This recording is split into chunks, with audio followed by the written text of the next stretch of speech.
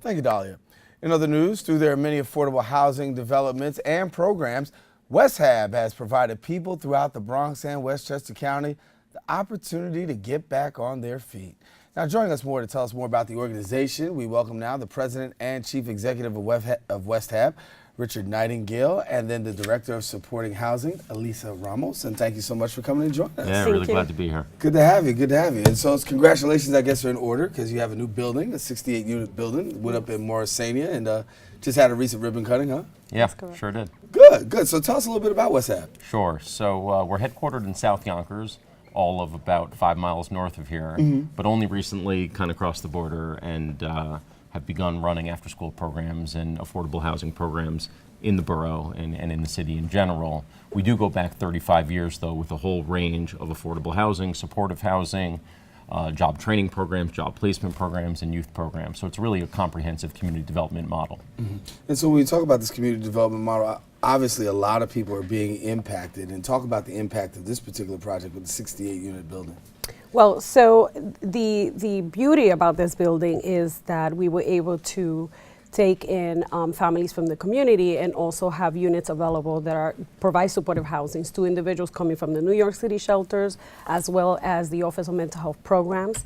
And we have supportive services on site. So we have 2 case managers that provide social services there and support to the clients, as well as life skill worker and peer support, and a coordinator on site as well. So we are there, we provide all the supportive services, we basically assist all these individuals to reintegrate into the community, being able to live independently, and the supportive services are there in place to aid them in that process. So further define for us supportive housing, because people out there hear affordable housing, now you hear supportive housing. How do you define supportive housing? So supportive housing essentially gives individuals the opportunity to live in the community independently, but we provide the extra support they need, whether it is helping them budget. Some of them, this is the first time they have in an apartment of their own, on their own, and living individually for the first time for a lot of them. So we are able to help them budget. We are able to teach them life skills. Sometimes that may involve cooking.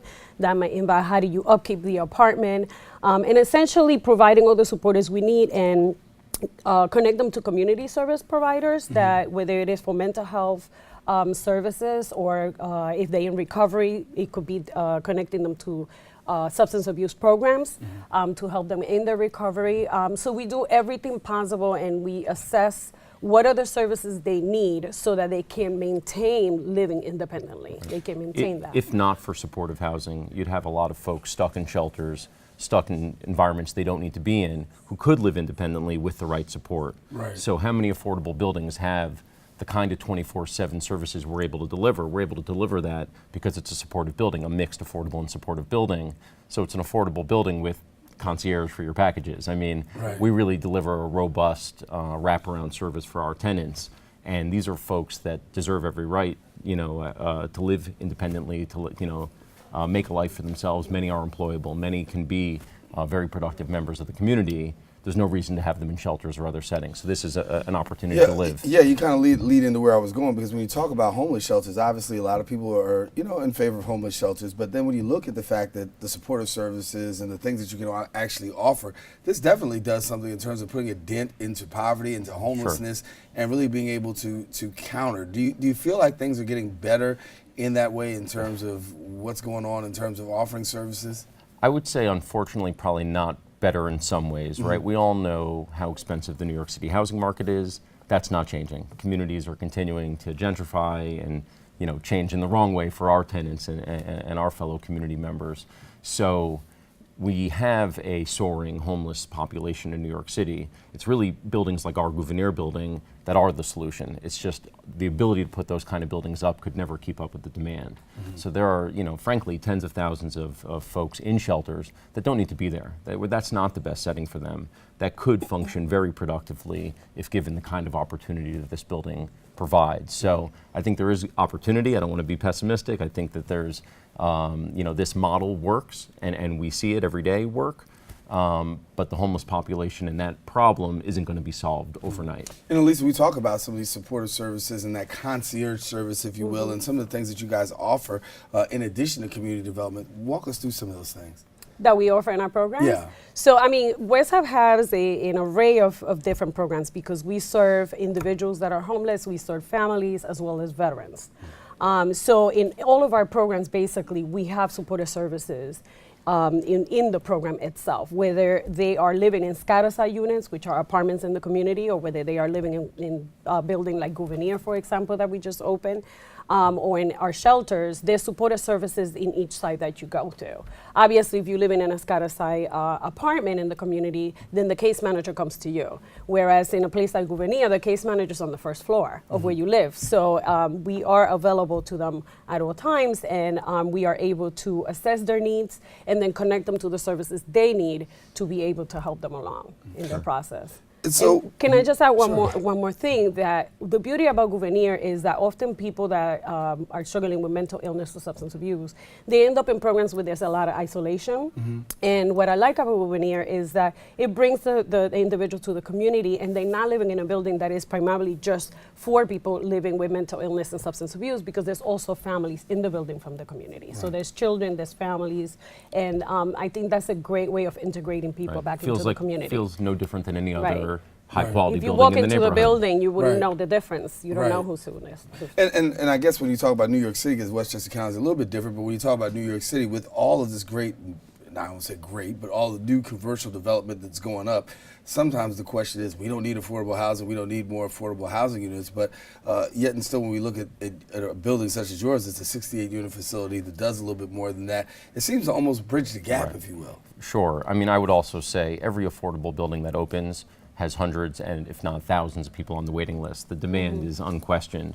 And when people think of affordable housing, they often think low income. But there's a lot of moderate income families and singles that qualify for affordable housing. These are school teachers and police officers and regular members of our community. Not everyone's making $1 million a year and can afford, the loft in Chelsea, which would be lovely, but we work in the nonprofit sector. We could tell you all about this, right?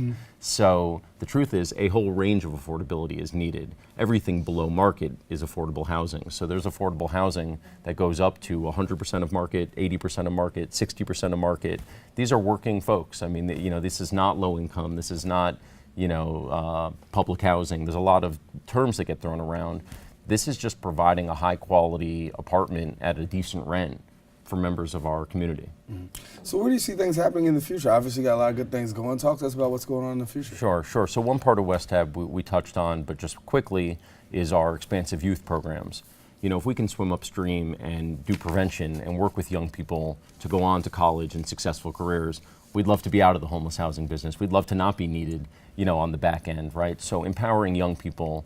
Westhab runs 9 after-school programs, 4 in the Bronx. We serve over 1,000 young people every day. These kids are amazing. So you want to talk about where things are going in the future, we're blown away every day by the people we serve.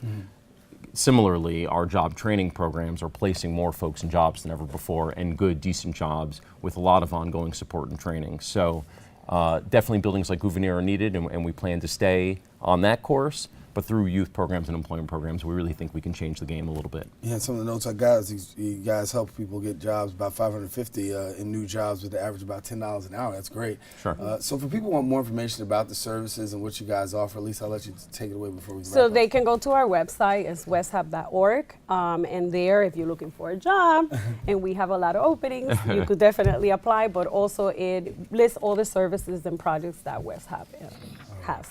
Well, Elissa and Richard, thank you so much for coming and sharing with us, and best wishes. Congratulations on the new building. Thanks so much. As things continue to mushroom and bloom here, come on back. Please have us will. back. All righty, we'll do that. Thank you. Listen, and for you, we want you to stay tuned. We got more show coming up. Back with more Open right after these messages.